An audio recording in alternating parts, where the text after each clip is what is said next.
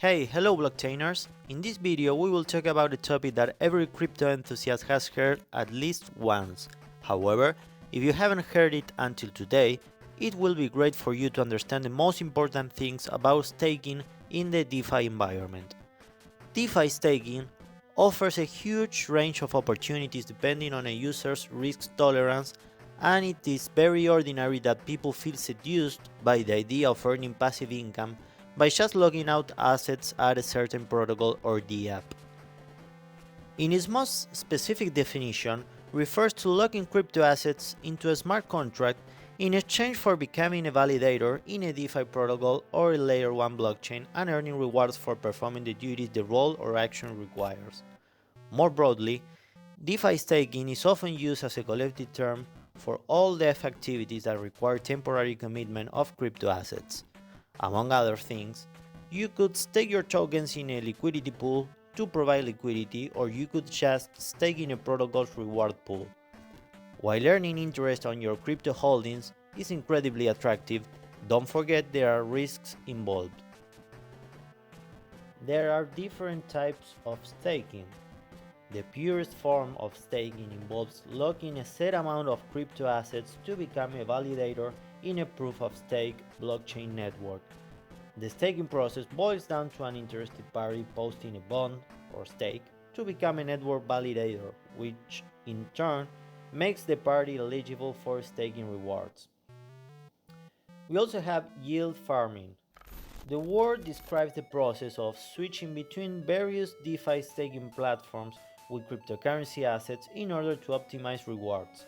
In essence, users who make their assets available to a liquidity pool or lending protocol receive passive income in the form of interest as well as a share of the revenue made by their preferred platform. Liquidity mining is also a subcategory of yield farming that involves providing crypto assets to liquidity pools.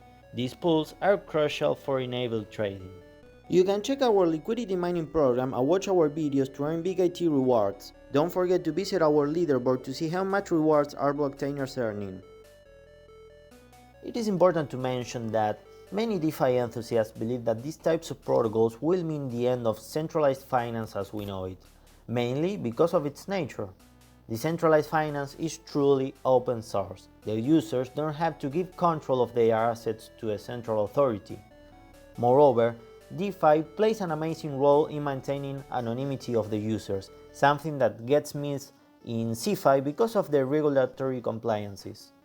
It is true that DeFi environment has an important list of advantages to whoever believes in decentralization at its purest form, but not so fast.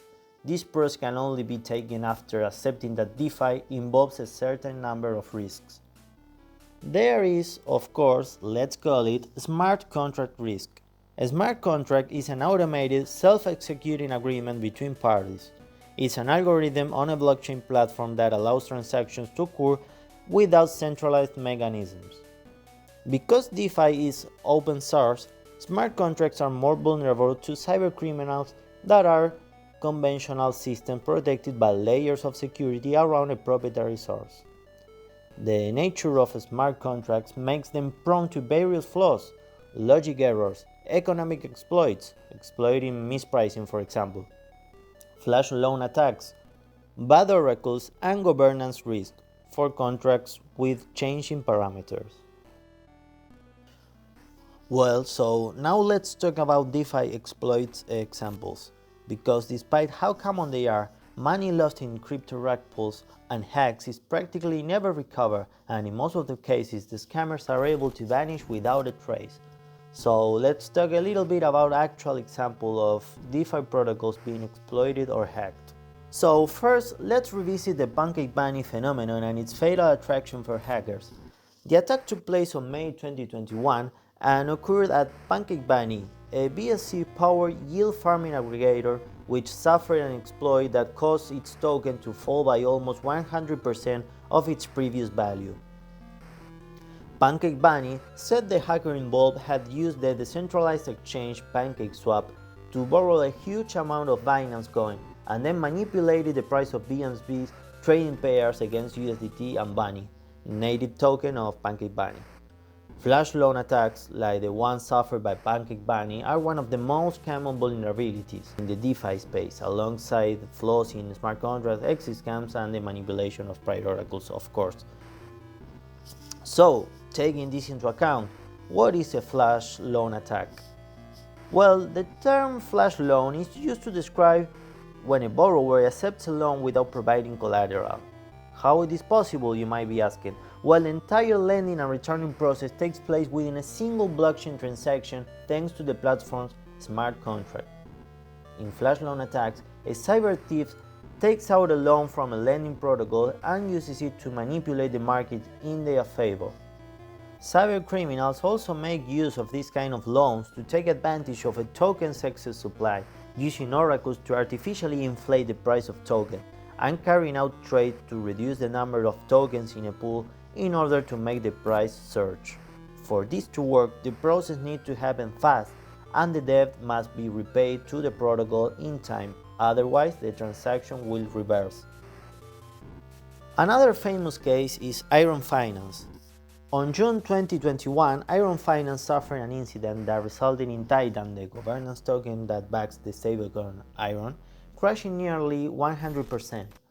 As a result of Titan's crash, the price of the Iron stablecoin moved off peg.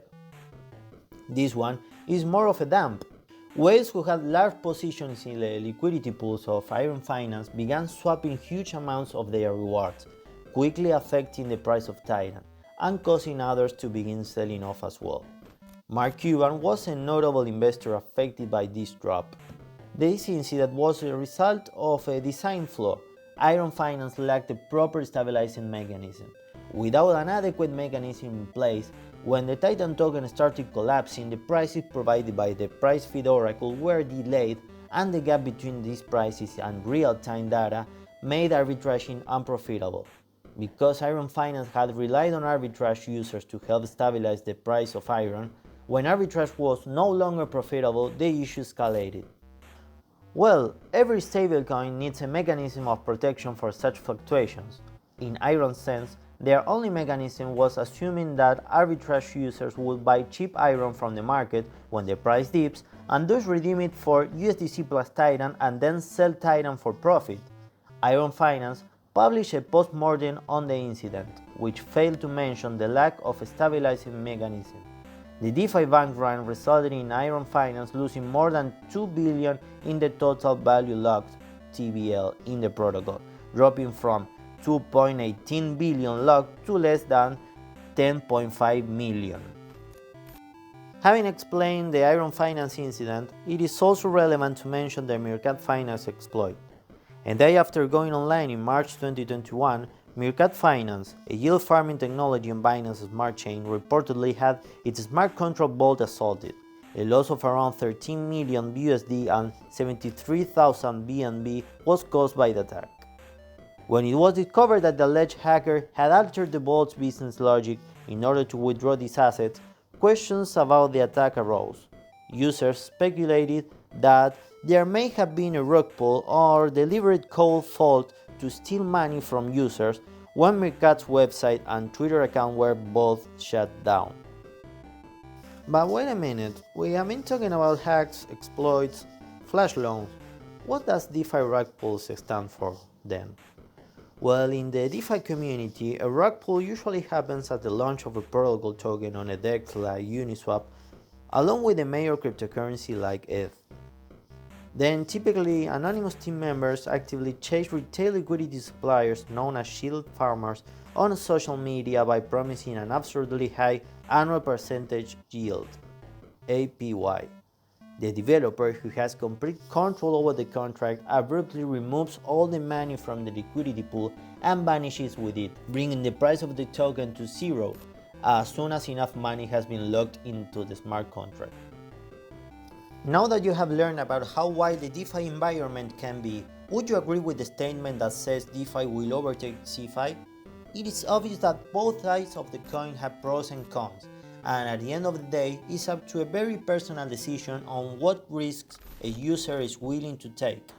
People choosing anonymity over security might want to prefer DeFi staking option, And those concerned about the dangers of decentralized finance may choose a CeFi platform to commit their tokens. Whichever option you choose, it is important to learn the differences between one and the other. That's been all, Blocktaners. Thanks for watching and I hope to see you in the next video.